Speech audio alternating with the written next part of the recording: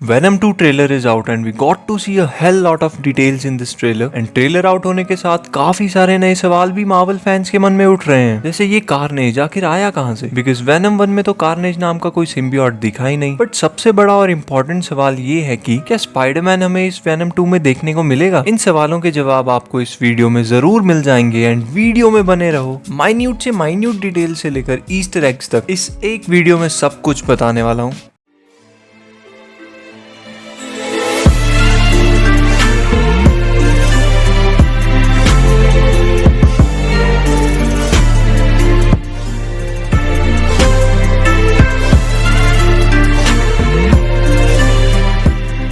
Trailer start होते ही हमें सबसे पहले सैन फ्रांसिस्को का गोल्डन गेट ब्रिज दिखाया जाता है एंड इसके बिल्कुल नेक्स्ट सीन में हम होते हैं वेनम के रूम में, जहां वेनम और एडी पिछले 1.5 ईयर से साथ रह रहे हैं। रूम के फर्स्ट शॉट में ही हमें एक वॉल पर पिज्जा के आधे कटे डब्बे को उल्टा लटका कर उस पर एक रूल लिखा नजर आता है एंड ऑब्वियसली एडी ने ये रूल वेनम के लिए लिखा है बिकॉज हम फर्स्ट पार्ट में देख चुके हैं कि वेनम को लोगों के सिर उखाड़ कर खाने में कितना मजा आता है। इसके अगले शॉट में एडी अपने लिए जूस निकाल रहा है, वेनम खुद के लिए नाश्ता बना रहा है और बैकग्राउंड में जो सॉन्ग चल रहा है वो एक्चुअली में let's call the whole thing off है, जो 90s के टाइम का काफी फेमस ट्रैक था। एंड इस सॉन्ग का मीनिंग ये है कि दो लोग जो एक दूसरे के साथ रहना नहीं चाहते, बस एक दूसरे को बर्दाश्त कर रहे हैं बट स्टिल एक दूसरे के बिना रह नहीं सकते। एंड ये सॉन्ग वेनम और एडी की सिचुएशन पर फिट बैठता है। एंड अब नेक्स्ट सीन में वेनम खुद के लिए अंडे, वॉफल, बेकन, स्ट्रॉबेरी, सीरियल, दूध, लेमड़ा, लहसुन और हाँ चटनी भी, सब कुछ मिलाकर एक ब्रेकफास्ट बनाता है जो भगवान ही जाने कौन खा पाए। नेक्स्ट सीन में हमें मिसेस चैन का स्टोर दिखाया जाता है जो हम वेनम 1 में भी देख चुके हैं पहले। एंड अगर हम यहाँ पॉज करके देखें तो हमें यही साइड में स्टैनली सर का एक ईस्टर एग देखने को मिलता है। एंड इसके बिल्कुल नेक्स्ट सीन में हमें क्लीटस कैसिडी यानी कार्नेज को जिस प्रिजन में रखा है उसकी पहली झलक देखने को मिलती है। एंड ये प्रिजन सैन फ्रांसिस्को की काफी फेमस प्रिजन है, अल्काट्रास। एंड इस प्रिजन को हमने वेनम 1 में तब देखा था जब एडी क्लीटस कैसिडी से मिलने जाता है। एंड यहाँ हमें क्लीटस कैसिडी की पहली झलक देखने को मिलती है पीछे से। पीछे से मतलब पीठ यार, ये नहीं। अगर आप में से कुछ लोग सोच रहे हैं कि ये क्लीटस कैसिडी अचानक से कहां से इतना बड़ा विलन बन गया, तो जस्ट उसके कैरेक्टर को बेटर अंडरस्टैंड करने के लिए आपको उसके बैकग्राउंड के बारे में थोड़ा बहुत बता देता हूँ। क्लीटस मार्वल की कॉमिक्स का एक बहुत बेरहम नीच किस्म का कैरेक्टर है कि पैदा हुआ रेवनक्रॉफ्ट नाम की मेंटल असाइलम में। ये रेवनक्रॉफ्ट असाइलम क्या होता है? बेटा लसन, जिस तरह बैटमैन में आर्खम असाइलम होती है ना, उसी तरह स्पाइडरमैन के विलन्स मोस्टली रेवनक्रॉफ्ट असाइलम से निकलते हैं। Now you can relate it. Okay, वापिस आ जाते हैं क्लीटस के कैरेक्टर पर। क्लीटस के पैदा होते ही उसकी माँ की डेथ हो गई एंड फिर उसे पाला उसकी बूढ़ी दादी ने, जिनको उसने सीढ़ियों से धक्का देकर मार दिया। उसके बाद इसे फॉस्टर पेरेंट्स के घर भेजा गया जहां इसने उन सबको भी मार दिया। एंड फिर वहां से इसे एक ऑर्फनेज में भेज दिया जहां इसने एक सुंदर कन्या को प्रपोज मारा बट उसने इसका प्यार ठुकरा दिया और फिर इसने उस लड़की को भी बस के आगे धक्का देकर मार दिया। इतना ही नहीं, उसके बाद पूरे ऑर्फनेज में आग लगाकर वहां पर जितने भी लोग थे उन सबको मारकर वहां से निकल गया। एंड फिर बड़े होकर तो इसने इतने मर्डर किए हैं कि गिनना मुश्किल है। And Venom let there be Carnage में भी क्लीटस के कैरेक्टर को कुछ इसी तरह से दिखाएंगे, साइको किलर टाइप। बिकॉज अगर आप ध्यान से क्लीटस के सेल की दीवारें देखो तो काफी भयानक सोच वाली चीजें देखने को मिल जाएंगी। वैसे क्लीटस कैसिडी के बारे में मैं इसलिए इतना बता रहा हूँ कि क्लीटस किस तरह की सोच रखता है, वो कितना बेरहम और साइको है। ये सब जानने के बाद जब आप मूवी देखने लगोगे तो आपके माइंड में क्लीटस को लेकर एक बेटर अंडरस्टैंडिंग होगी और एज अ विलन आप उसे एक नेक्स्ट लेवल पर देखोगे जो काफी मजेदार होगा। दोस्तों, क्लीटस के प्रिजन की वॉल को ध्यान से देखकर कुछ ऐसा लगता है कि जैसे उसका कैरेक्टर थोड़ा रिलीजियस टाइप का है। बिकॉज यहाँ थोड़ा जूम करके देखो तो यहाँ पर ड्रॉइंग्स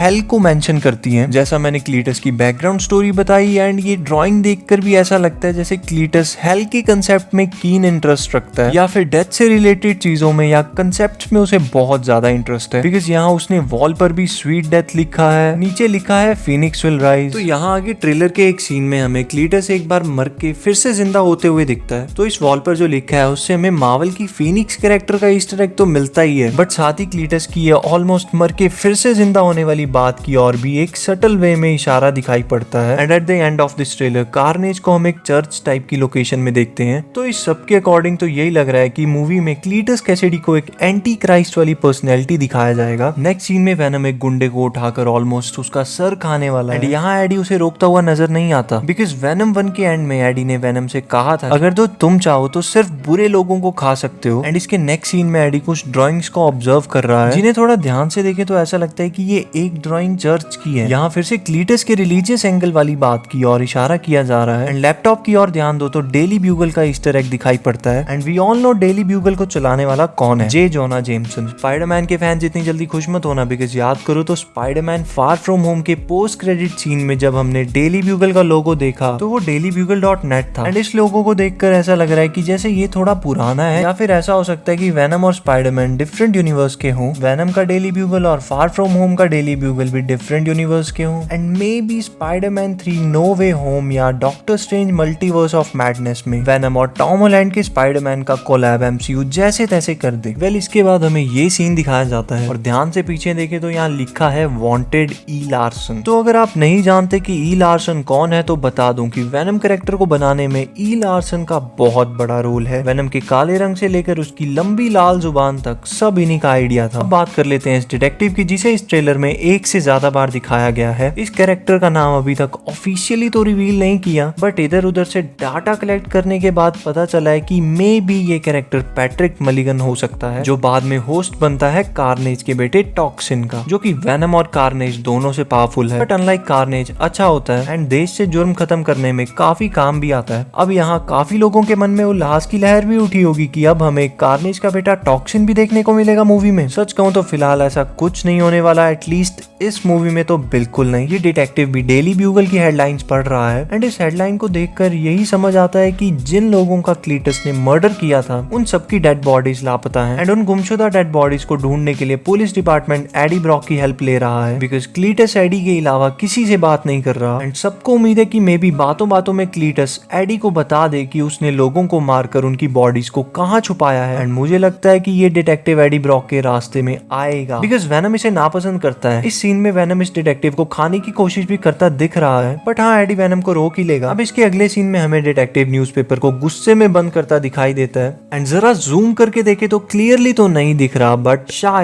शायद यहाँ अवेंजर्स लिटिल नाइटमेयर लिखा है। देखो टोटली बस मैं ये तुक्का लगा रहा हूँ, मुझे नहीं पता ये किस चीज से रिलेटेड है, बट मे बी अवेंजर्स से रिलेटेड कोई ईस्टर एग हो सकता है। अगर आप लोग जानते हो इस बारे में कुछ तो कमेंट में जरूर बताना। इसके बिल्कुल नेक्स्ट सीन में हम एडी और एनी को साथ देख सकते हैं, जहाँ वो एक रेस्टोरेंट में बैठकर साथ में बातें कर रहे हैं। एंड इस मूवी में भी उन्हें साथ नहीं दिखाया गया, at least not from the very start of this movie. But क्या पता मूवी के क्लाइमैक्स आने तक अपने काले गलूटे सिम्बियोट वाले रोमियो को उसकी जूलियट में ले जाए। लेकिन फिलहाल तो एनी मूवी में अपने डॉक्टर दोस्त के साथ लिव इन में रह रही है एंड एडी अपने ए दिल को मुश्किल से संभाल कर बस कोशिश में जारी है। इसके नेक्स्ट सीन में हमें रेवनक्रॉफ्ट इंस्टीट्यूट दिखाया जाता है एंड ये वही जगह है जहाँ क्लीटस का बर्थ हुआ था। एंड इस असाइलम के बारे में आपको वीडियो में पहले बता चुका हूँ, वो डीसी की आर्कम असाइलम का एग्जाम्पल देकर। खास बात यह है कि यहाँ हमें फर्स्ट टाइम श्रीक का कैरेक्टर देखने को मिलता है। श्रीक मार्वल की दुनिया की एक काफी भारी विलेन है, मेरा मतलब तगड़ी डेंजरस, हाँ वो भारी नहीं। श्रीक सिर्फ चिल्लाने से एक सोनिक बूम कर सकती है। आप कह सकते हो कि श्रीक एको की छोटी बहन है। मूवी में भी श्रीक की लेफ्ट आई पर उसका ट्रेडमार्क स्कार देखने को मिल जाएगा एंड कॉमिक में श्रीक कार्नेज की लवर दिखाई गई है। एक मिनट, स्पाइडरमैन क्या कर रहा है? साला ठरकी। और यहाँ पीछे ध्यान दे तो इन लोगों ने हेडफोन्स लगाए हैं। श्रीक को पूरी तरह एक ग्लास चेंबर में बंद किया है, उसके बावजूद इन लोगों को हेडफोन्स लगाने पड़ रहे हैं। तो खुद ही सोच लो कितनी घातक आवाज होगी इसकी। एंड कुछ सीन्स बाद उसकी घातक आवाज का एक नमूना देखने को मिल जाता है ट्रेलर में। एक इंपॉर्टेंट बात, श्रीक की सोनिक बीम जनरेट करने वाली आवाज से याद आया कि जितने भी सिम्बियोट्स हैं, भले ही वो कार्नेज हो या वेनम, सबकी दो बहुत बड़ी कमजोरियां हैं। पहला तो फायर और दूसरा हाई फ्रीक्वेंसी साउंड। एंड अगर श्रीक अपनी इन साउंड पार्ट्स का इस्तेमाल कार्नेज के लिए करेगी तो वेनम के लिए तो बहुत बड़ा खतरा बन सकती है। इसके ठीक बाद क्लीटस को दिखाया जाता है जो एक स्पाइडर को स्मैश करते हुए कह रहा है, the rescuer who never comes. कड़ी से कड़ी जोड़ी जाए तो डेली ब्यूगल, और अब ये स्पाइडर को स्मैश करते हुए दिखाना प्रोबेबली स्पाइडरमैन को लेकर कोई ईस्टर एग तो है, बिकॉज मूवी के डायरेक्टर एंडी सर्किस ने भी ये बात कही थी कि Venom 2 let there be Carnage को इस तरह सेट किया गया है कि मे बी स्पाइडरमैन भी इसी यूनिवर्स में है, बट इन लोगों को अभी तक उसके बारे में नहीं पता। इसके नेक्स्ट सीन में क्लीटस कैसिडी की शक्ल दिखाई जाती है। सीन में ये चल रहा है कि क्लीटस को उसके अनगिनत क्राइम्स के लिए सजाए मौत सुना दी गई है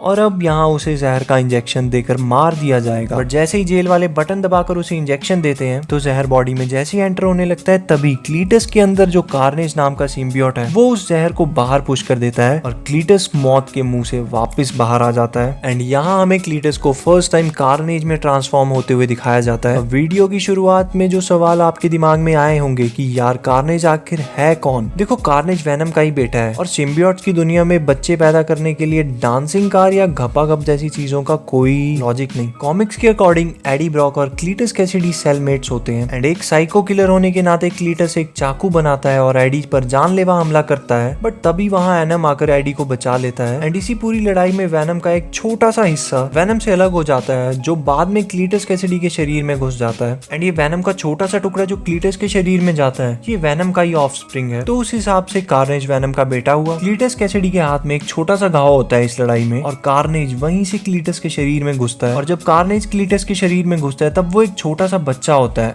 अनलाइक वेनम जो एक फुली ग्रोन सिम्बियोट है एंड बच्चा होने के कारण कार्नेज को कुछ नहीं पता कि गलत क्या है सही क्या है, इसलिए क्लीटस की जो पर्सनैलिटी होती है कार्नेज भी बिल्कुल वैसा ही बन जाता है, मतलब साइको किलर टाइप, इसलिए तो उसका नाम कार्नेज पड़ा। पार्ट्स की बात करें तो वेनम के कंपैरिजन में कार्नेज एकदम नेक्स्ट लेवल पर है। लाल होने के साथ ही अनलाइक वेनम वो काफी सारे टेंड्रंस को बना सकता है और दुनिया के जितने भी नोक वाले या बिना नोक वाले वेपन्स है ना उन सभी को क्रिएट कर सकता है वो। अगले सीन में हमें रेवनक्रॉफ्ट असाइलम को जलता हुआ दिखाया जाता है एंड दो लोग बाहर आते हुए दिखाई देते हैं। ट्रेलर के अकॉर्डिंग बात करें तो क्लीटस कार्नेज में ट्रांसफॉर्म करके प्रिजन से एस्केप करता है एंड फिर रेवनक्रॉफ्ट इंस्टीट्यूट में आकर श्रीक को वहां से निकाल कर असाइलम को आग लगाकर अब बाहर आ रहा है। अब इसके नेक्स्ट सीन में आप खुद ही देख सकते हो कि कार्नेज कितना पावरफुल है। अपने टेंट्रिल से ये कार को यूं कुचल रहा है जैसे कार्स नहीं कोई स्पॉन्ज की बॉल हो, इवन हेलीकॉप्टर्स तक को इजीली डिस्ट्रॉय कर दिया। अब इसके नेक्स्ट सीन में हम एक बार फिर एडी को मिसेस चैन की शॉप में देखते हैं जो एडी को बताती हैं कि चॉकलेट अभी आई नहीं है एंड ये सुनकर वेनम पिस्ड ऑफ हो जाता है। अब कुछ लोग सोचेंगे कि ये वेनम 2 में अचानक से वेनम को चॉकलेट्स के लिए इतनी क्रेविंग्स क्यों होने लग गई? तो यार ये अचानक से नहीं हुआ। वेनम 1 के एंडिंग सीन में जब एडी वेनम को मिसेस चैन की शॉप में आकर पूछता है कि उसे क्या खाना है तो वेनम उसे खुद बताता है कि उसे ट्रिकल टार्ट और चॉकलेट चाहिए।